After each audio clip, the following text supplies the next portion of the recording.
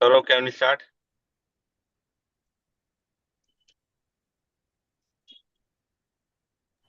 Yes, sir, it's live now. You can start. Kadir, please go ahead. Yes. Good morning, everyone.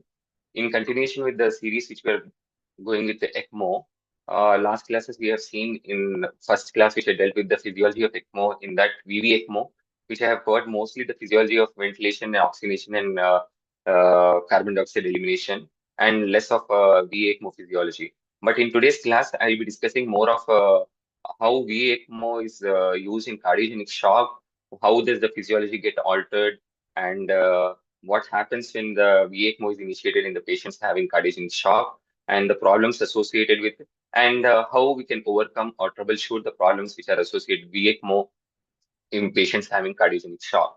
So my topic of today's presentation will be venting indications and strategies in VA ECMO.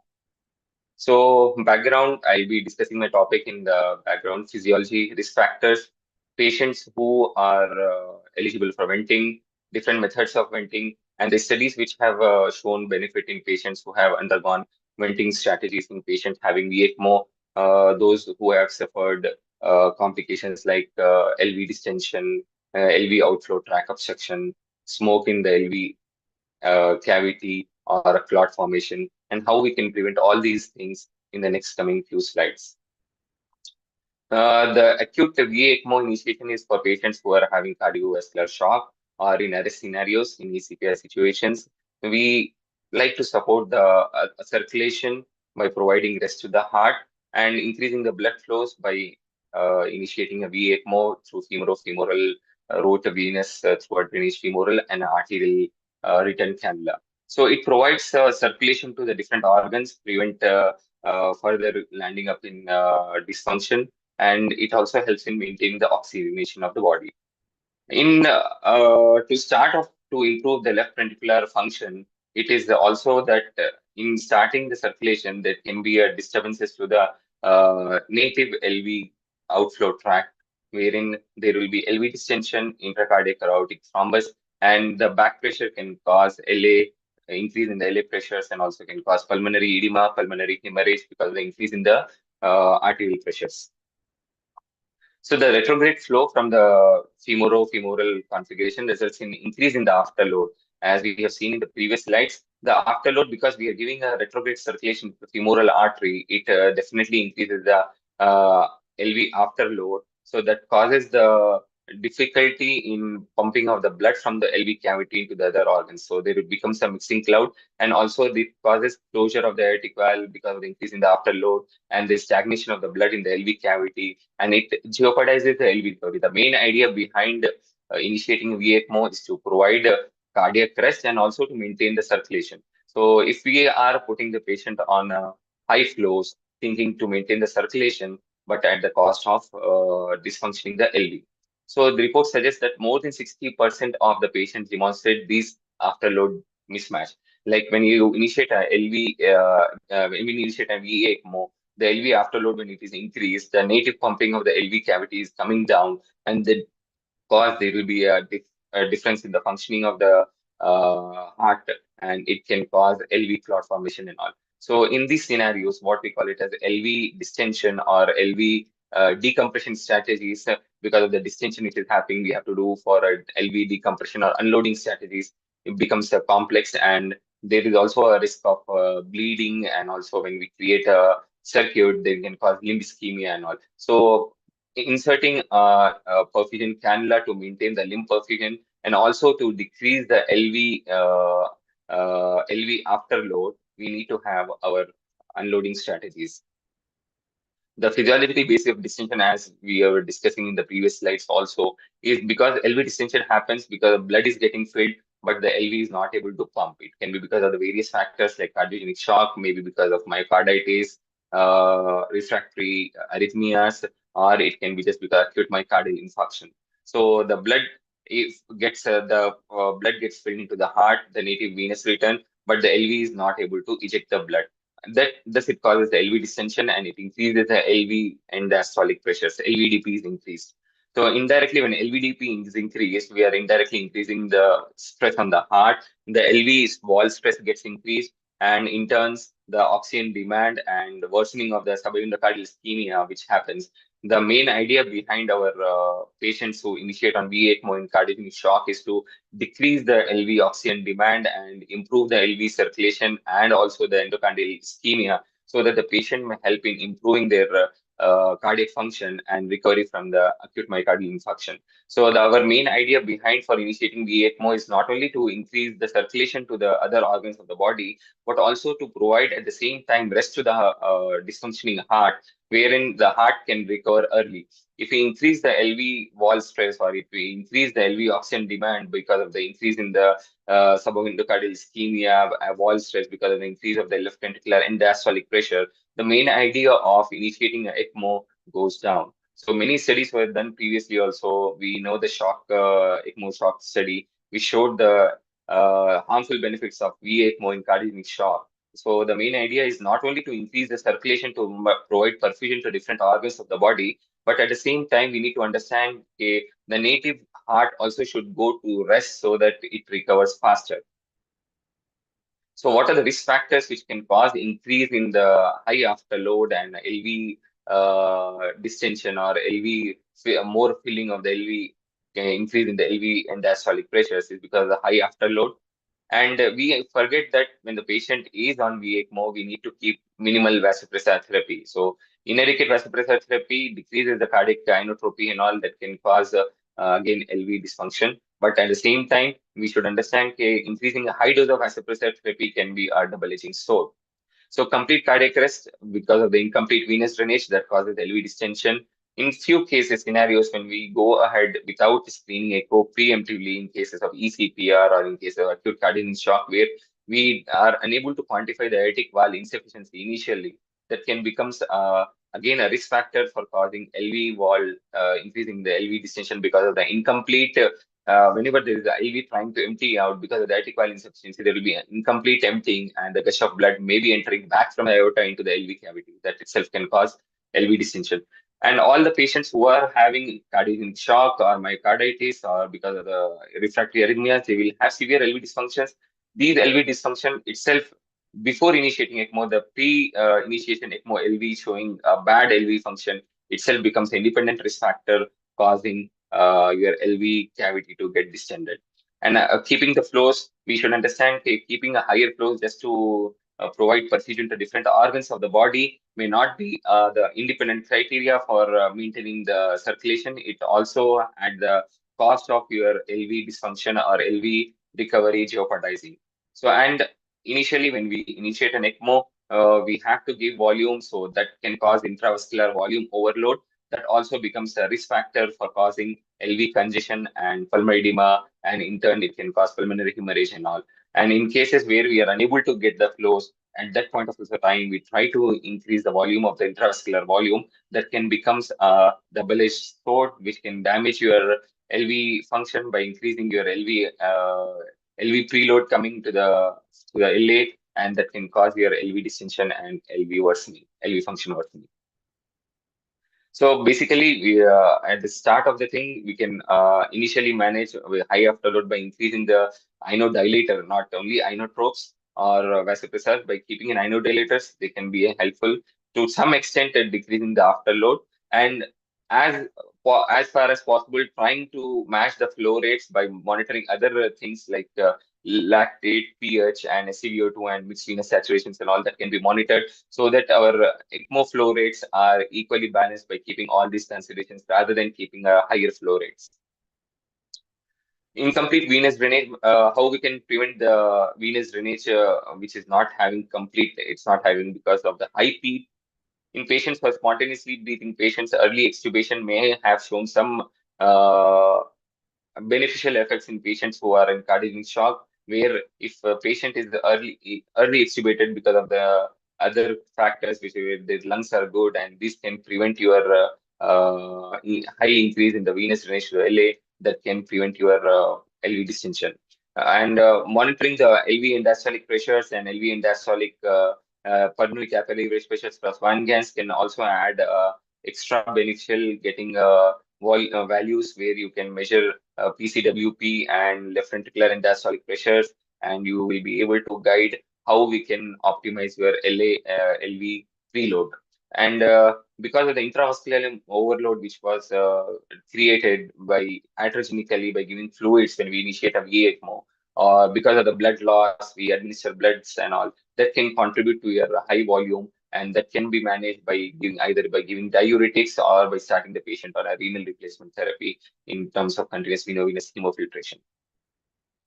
As I discussed in the previous slide, aortic valve insufficiency, if we are not able to get the exact echo finding before initiating an ECMO, and we won't know that how the aortic valve is functioning pre-start of the ECMO, in those situations, you may have the increase in the preload to the increase in the afterload, and also increase in the preload to the LV from the aorta. The regurgitant blood will be getting into the LV cavity, and itself can cause your LV distension.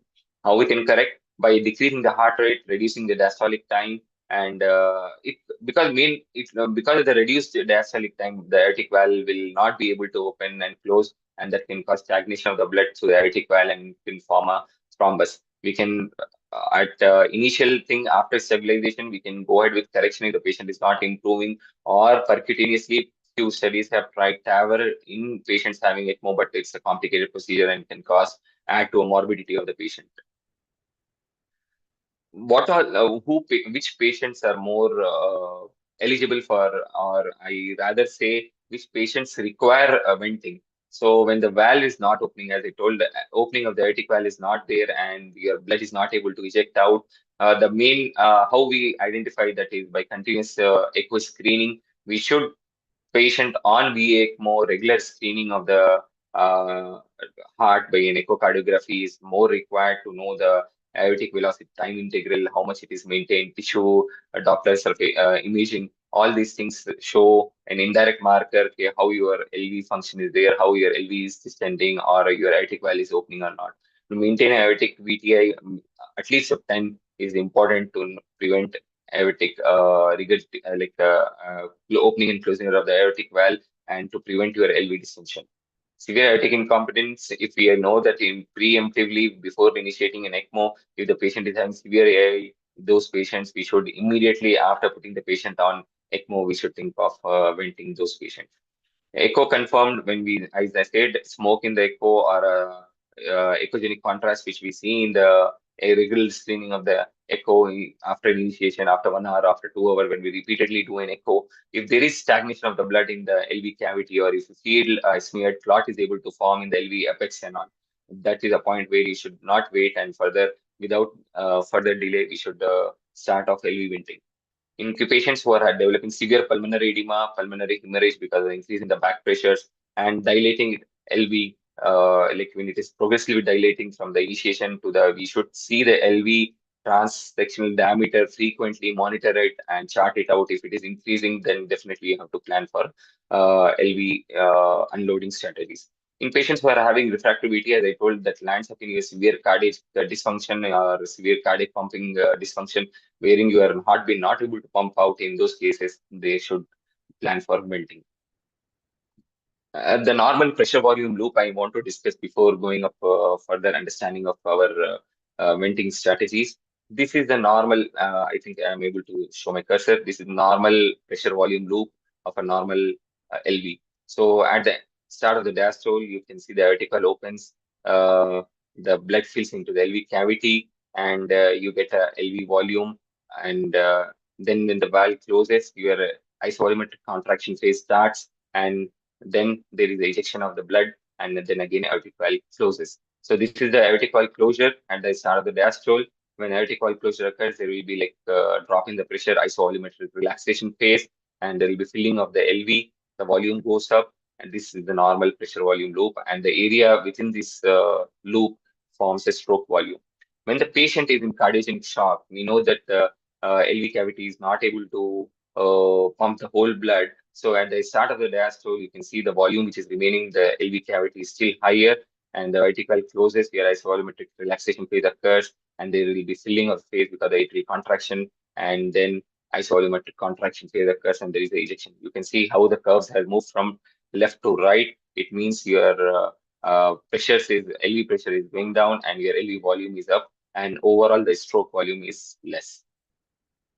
This is in patients who are having chronic, this is an acute cardiac shock, and the patients who are having chronic cardiac, chronic heart failure, and when they land up in cardiac shock, we can see, okay, the pressure volume loop may be able to eject a good volume, stroke volume might be there, but still they will have this LV volume, LV end diastolic pressure, and LV end diastolic diameter is slightly higher because of the end diastolic volume, which is already there in the LV cavity.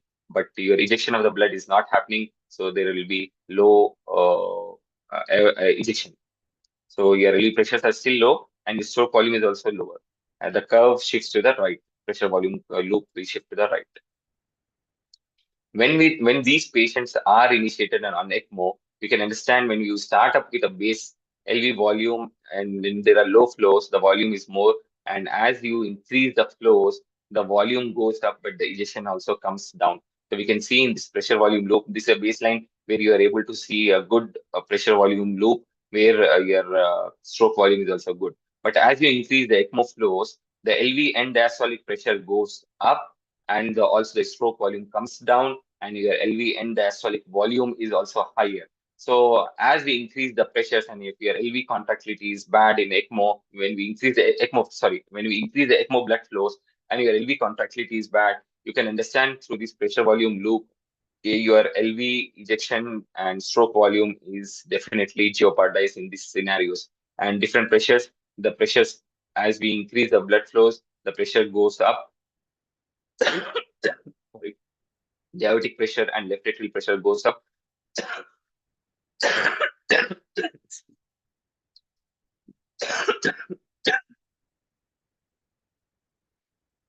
So the right atrial pressure will be slightly coming down because your femoral drainage usually empties your empties the RA.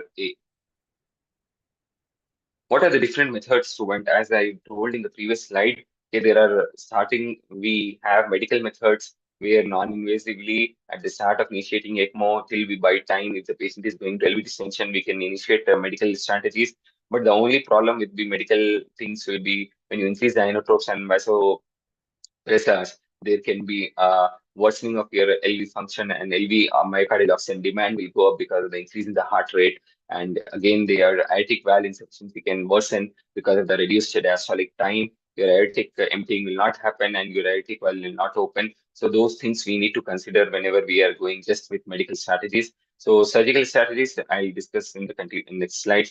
And now with newer methods of LV unloading, percutaneous methods have been coming to a more importance because of the decrease in the morbidity and outcomes of the patient.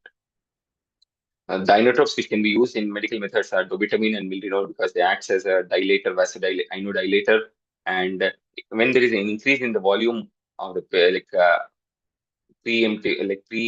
when we have given a good amount of volume, diuresis or ultrafiltration, starting a renal replacement therapy can help in decreasing your LV preload.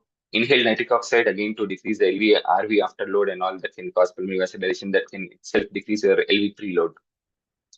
If in case when you are able to maintain your parameters of lactate, pH, and circulations are maintained, and you feel the other organs are perfused well, you can try to decrease the ECMO flow. So it is not healthy to give a continuous LV higher flows of 4 to 5 liters or 6 liters that can be deleterious to heart, failing heart, where we want to improve the LV function. And if you fail the heart totally by increasing the ECMO blood flows, that can jeopardize your LV recovery.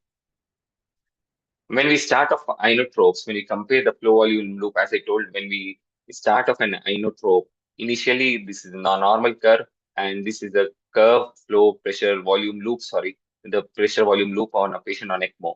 So as you can say, the systolic ejection of the volume is slightly more when you start an inotrope when compared to a patient which are directly only on ECMO. So the green curve, the green pressure volume loop is the patient on ECMO with inotrope, where we can see your aortic valve gets closed here. There will be isometric volumetric relaxation phase.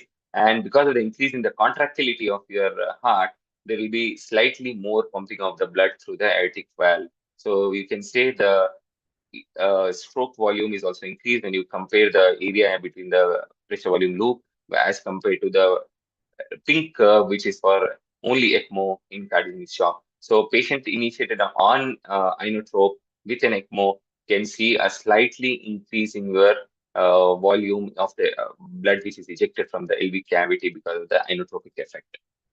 And at the same time, when we use an inodilator, where you can, with increase in the pressure, this inotrope when we use only, there will be increase in the volume and also there will be increase in the LV pressure.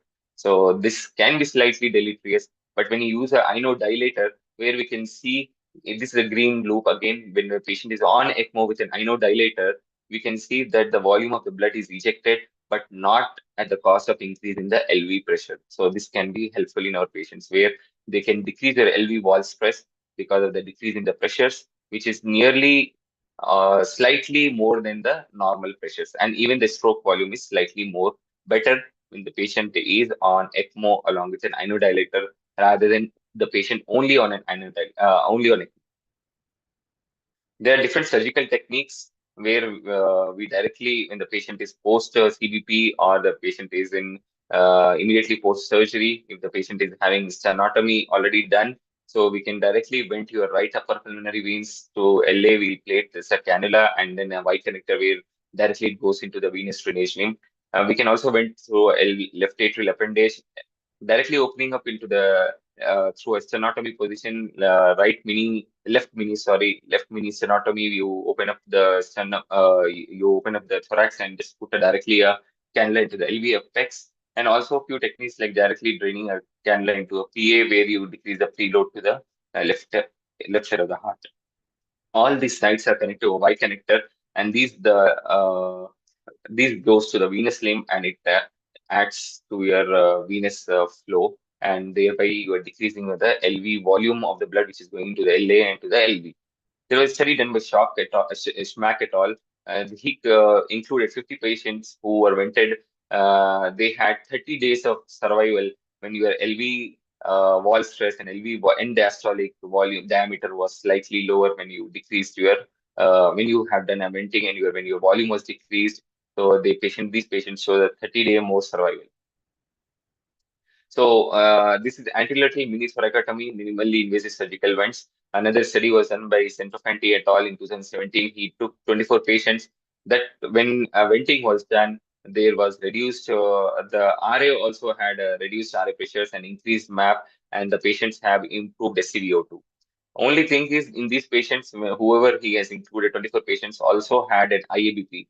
IBP, as we all know, that IBP was done previously when the ECMO was not there in the shock trial, IBP shock trial, where they have shown to decrease the afterload of the heart. They have used IBP and then to increase the coronary blood flow by increasing the aortic pressures.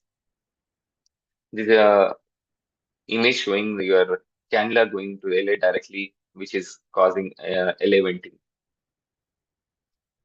Percutaneous techniques we can do through different catheters, 5 to 15, between a 5 to 15 French. We this transaortic vent is one more thing where we puncture the femoral artery and we place a 15 French, depending on the patient's body habits and all, we'll select the size. 5 to 15 French cannula is inserted through the femoral artery across the aortic valve with the tip into the LV, and this is connected to our femoral drainage line. So it decreases, unloads your LV, and it is connected to your femoral line, and the same blood is going back into the circulation through the femoral artery. These patients who have undergone this transaortic venting through a 15 French or a 10 French catheter, they have showed significant improvement in their left ventricular and diastolic diameter and also the improvement in the MAP. The advantages are it can be rapidly inserted, it can be done at the bedside, and it is easier to insert and without any technical challenges. Transseptal vent, LA cannula via femoral vein, we can puncture the transseptal where your LA gets decompressed through a shunt which is created from LA to left side to right side. The only problem with these transseptal venting or a transaortic venting is this will be smaller size cannulas. There are high chances that there will be clotting or thrombosis forming in this thing, and that can cause further worsening when the thrombosis formed. that thrombus can dislodge, or it can decrease the flows, and it can hamper with your circulation or your ECMO flows and all. When you create a transseptal vent, the only problem again will be post ECMO decannulation and all. Either it has to be repaired if it is a larger size, or it can be have to be closed with a percutaneous again device closure. There are different catheter-based approaches, as I told. One more is atrial septostomy, wherein they will not place any catheter, but they will just open up the septum between the LA and RA that acts as a shunt, and it causes rapid reduction in your left atrial pressures, and the pulmonary edema comes down. And transpulmonary venting, catheter is passed through the right atrium into PA and connect to the venous line. It is again it decompresses your right heart, and also it tries to decrease your LV3 load, but with a lesser complication. Also, it has a lesser impact on decreasing the LV and diastolic diameter. So mainly when we consider surgical techniques, it's transaortic venting, transseptal vent, and atrial septostomy, wherein you don't place a catheter, but you create a vent wherein there will be shunting of blood from the LA to RA. When a patient, as a patient is put on ECMO, along with that, if we have other strategies like percutaneous techniques like IABP can be placed before initiating an ECMO if the patient was already on IABP, or when the patient is on IABP, we should not remove it, we should continue with it. But there are again difference of opinions with different authors. We don't have any large studies ECMO with IABP, but few studies have shown that there are benefits when the patient is having IABP. You can see the loop. This is the normal blue color loop, is a normal pressure volume loop. Pink color is again a patient on ECMO with without any support, without any unloading strategy. And when the patient is put on IBP, then we can see that the pressure volume loop slightly move towards left, which causes improve in your LV ejection, your LV volume, stroke volume is slightly improved when compared to the patient only on VA ECMO. So the more the curve on the right is causing, like it shows that the LV is at cost and LV is at disadvantage. When the pressure volume loop moves towards left, it means your LV have an advantage. So when you create an ECMO patient when you put an ECMO patient with an IABP, you can see that there is a decrease in the pressure which is raised when compared to the ECMO because of the decrease in the afterload, and there is also the volume which is there in the LV at end diastolic volume is slightly lower when compared to the patients who are on ECMO, and the area between these two things, between the pressure volume loop, you can see that the stroke volume is slightly better as compared to the patient only on ECMO.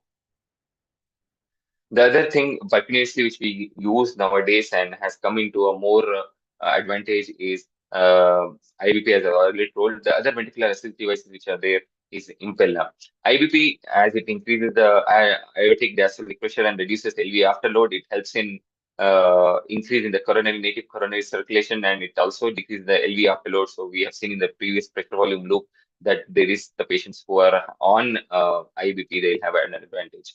The only problem with the patient with IBP and ECMO, there will be 60% decrease in the flows because of the inflation and deflation which happens, and there will be retrograde flow which is going through the femoral artery that can hamper your circulation.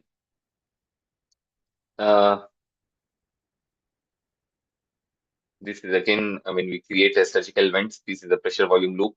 When a patient is having an atrial septostomy or ASD closure, when we ASD, which atrial septostomy we have done, in these patients we can see the LV volume is low, and but as we are drawing the volume from the LV, the LV stroke volume will be less. But only advantage will be your LV wall stress, your LV volume, your LV end diastolic diameter comes down, and this can help in recovery of your LV. Your stroke volume may not increase, but your pressures, LV pressure, LV wall stress is coming down. The same happens when you have left atrial or aortic transaortic venting. This also decreases your pressures, and your LV end diastolic volume and LV end diastolic pressures are coming down slightly when compared to the ECMO alone. So this helps in your recovery of your LV. Other things which we can use is tandem heart, where that can 5 liters of the blood can be drained, and it can be placed directly into the LA or PN aspirate and connect to the venous circuit that can help in unloading your LV or decreasing your preload to the LV. Impella is the device which has to be used if the patient is affordable, and along with the ECMO, when we initiate the patient on ECMO and put a patient on Impella, it is a microaxial flow pump that helps in your emptying your LV cavity and pumping the blood directly transaortic into the aorta.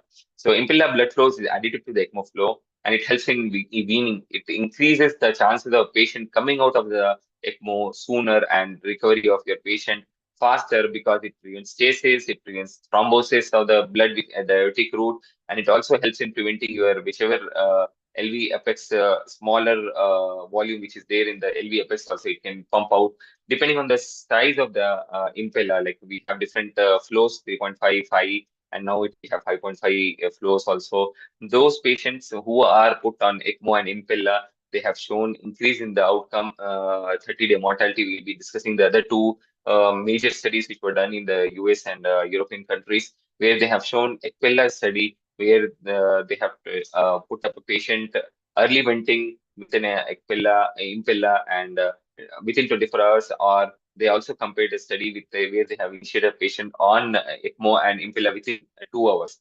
So the outcomes we'll discuss in the later slides. So this is the percutaneous easily inserted, maybe done at the cath lab or at bedside. We can see in if the patient before initiating, if we don't initiate any LV venting or LV unloading strategies, we can see this is through a TEE image where you see that this is the LV cavity, this aortic valve. We can see the aortic root thrombus which is seen. So when you don't have aortic valve opening and all, there is this stagnation of the blood, and that can cause your LV thrombus formation and can be dislodged anywhere, that can lead to your neurological complications also if the patient comes out of this ECMO.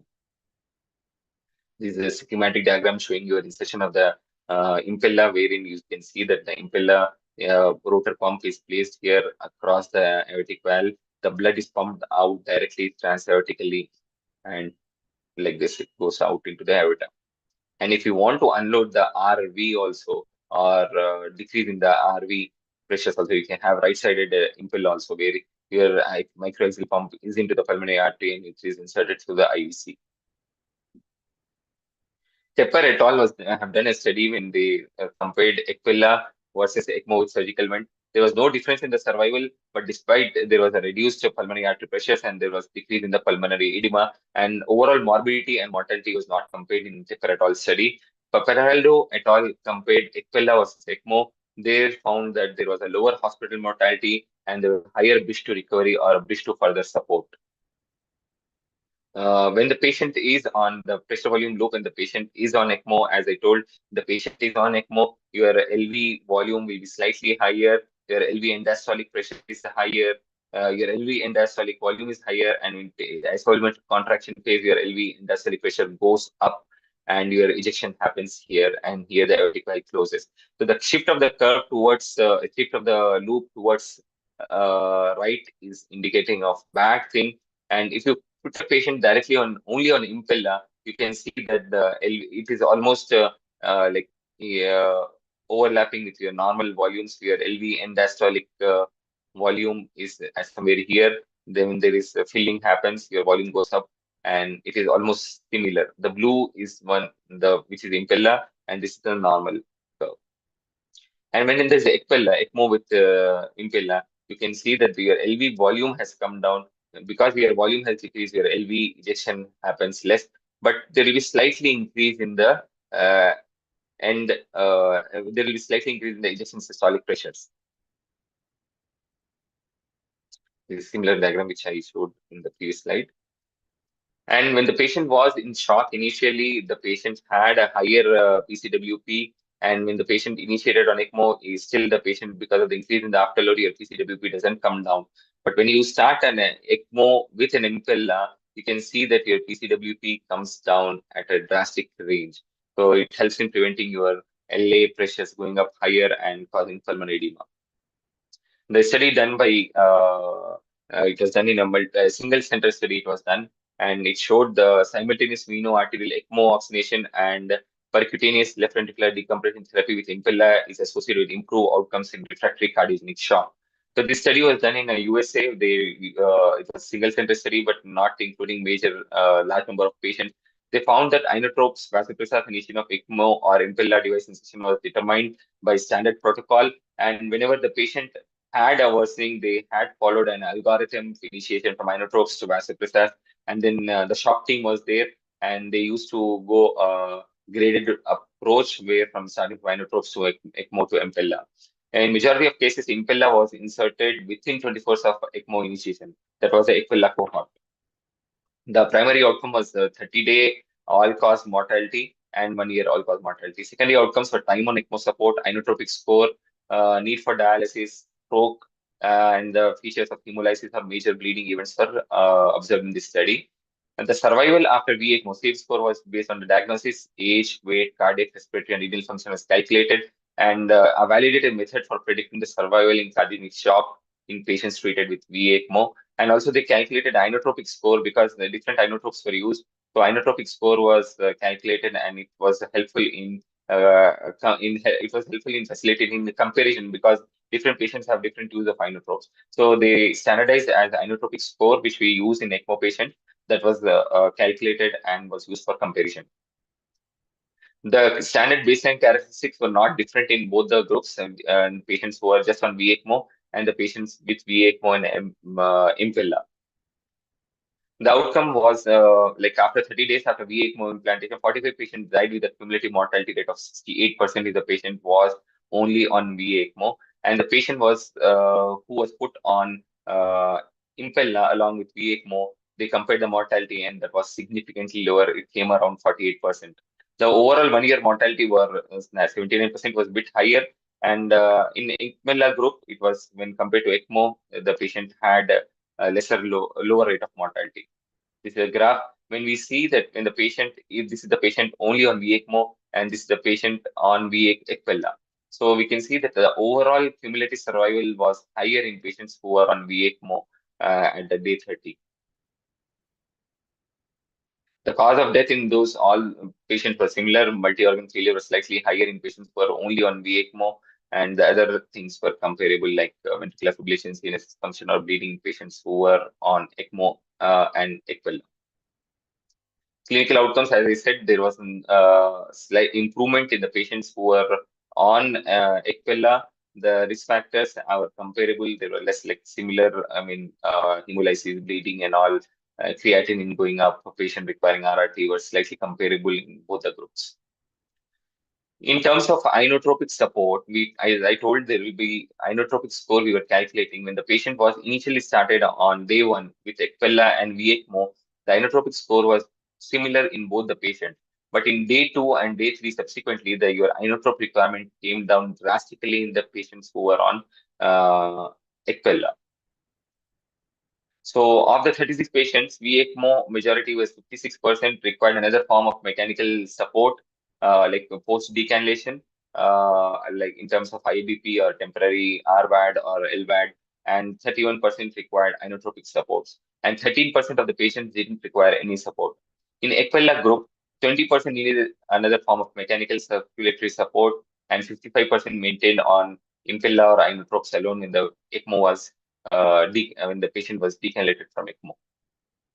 Bridge to recovery, numerically almost all double in ECPella patients, they were recovered early when compared to the VECMO cohort. And there was a bridge to VAD in ECPella group because we were not having definitive, those patients who were treated in these groups were not having any definitive outcome. They were planned for a long-term ventricular assist devices. The overall improvement, as I told, the different patients were requiring different inotropic supports. The hemodynamics were not comparable because as your ECMO with Impella was put, your LV cardiac output was totally managed by your Impella. So hemodynamics were not statistically different. But there was a great improvement in your cardiac index. If you overall see in the Impella group, there was an improvement in the cardiac index post decannulation. The limitations, this was a single center study, and large number of patients were not able to be recruited because ECMO is not initiated for all the patients, so it was not applicable globally. The other multi-center study was done where they compared initiating ECMO and Impella within 2 hours and more than 2 hours. So they compared these two cohorts, and large number of almost 686 patients over a period of 15 years were used in 16 tertiary ICU centers. So the endpoint of this study was there was a reduced 30-day all-cause mortality in patients who were put on ECMO with Impella. So this is the graph which is showing your overall survival of patient over 30 days when your patient was initiated on this. Blue curve is patient only on the blue is with ECMO with Impella, and red is only VA ECMO. So there is an increase in the probability of death in patients who are just treated on VA ECMO. And this study was similar when compared to the previous study, but this was a multi-center study. So whether at comparing these different strategies and different outcomes when a patient put on ECMO, LV distinction is unpredictable, but it is high likely in patients who are having cardiogenic shock. Percutaneous impella insertion has become a new normal norm, where in the patient, if you feel that the outcome is better and the patient can come out, so early venting strategies definitely will help in those situations.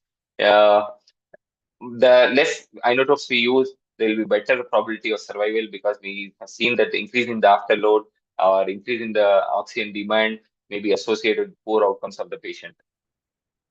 Early, the initiation of the venting strategies have shown associated with improved survival.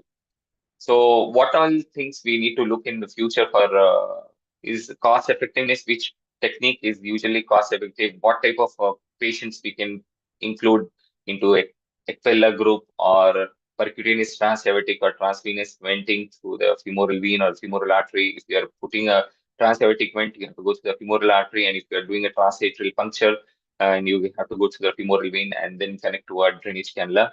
What type of a decompression, what is the size of impella, all those things depends on your patient and individual patient requirement. Another complication you need to consider, you need to keep in mind that other if you're using impella or along with ECMO, there are high chances the patient may have hemolysis, and all that has to be considered, and keeping in mind we have to keep our lower flow rates.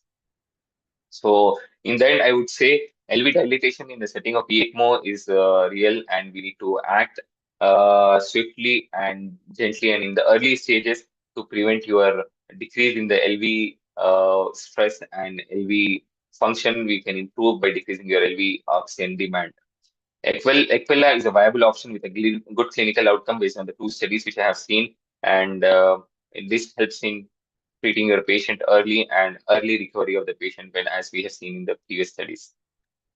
And as the degree of advancements happen, I feel there is waiting to just by keeping anatropes and all may not help your patient in improving outcomes. So LV decompression strategies have to borne in mind and has to be started as early as possible. As we have seen in the previous study, within 2 hours they have started LV minting strategies. So that will help in improving your outcomes of the patient and better function and better early recovery of the patient. Thank you. Thank you, Kadir. Quite an extensive, talk, and you have highlighted the importance of why we should be looking at venting out the LV very early. It's a little, contradictory when we look at the concept of VA ECMO, right?